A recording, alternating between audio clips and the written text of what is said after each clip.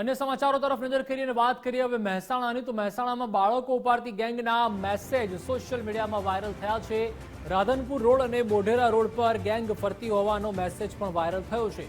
શક્તિધારા road પર શંકાસ્પદ હિલચાલથી police પહોંચી હતી। શક્તિધારા રોડ પર પોલીસ તપાસમાં વિશેષ કંઈ જ મળ્યું નહોતું। રાત્રે ડેડિયાસણ વિસ્તારમાં અજાણી મહિલા જોતા ટોળા ઉમટ્યા હતા। શંકાસ્પદ મહિલા જોવા મળતા લોકોએ મહિલાને પોલીસ હવાલે કરી। પોલીસ તપાસમાં મહિલા સામાન લેવા આવી હોવાનું જાણવા મળ્યું હતું। તાલુકા પોલીસે સ્થાનિકોને મહિલાનું નિવેદન લઈને તપાસ હાથ ધરી હતી। તો વધુ માહિતી મારે સંવાદદાતા મુકેશ જોડાઈ ચૂક્યા છે। મુકેશ, મહેસાણામાં બાળકો ઉપરથી ગેંગના મેસેજ સોશિયલ મીડિયામાં વાયરલ થયા હતા અને ત્યારબાદ હવે રાધનપુર રોડ અને મોઢેરા રોડ પર ગેંગ ફરતી હોવાના પણ મેસેજ વાયરલ થયા છે। શું વધુ વિગતો?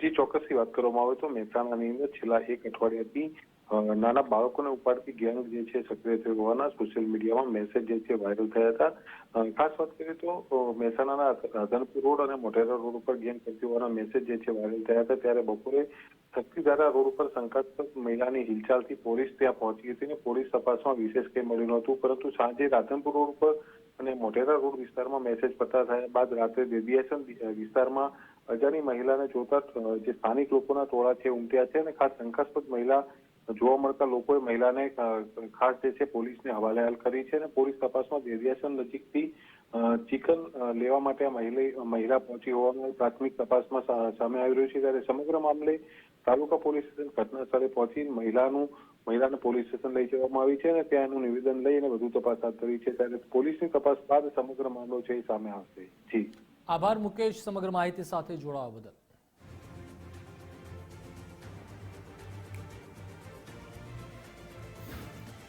તો જે રીતે શક્તિધારા રોડ પર પોલીસ તપાસમાં વિશેષ કંઈ જ મળ્યું નહોતું। રાત્રે ડેડિયાસણ વિસ્તારમાં અજાણી મહિલા જોતા ટોળા ઉમટી પડ્યા હતા।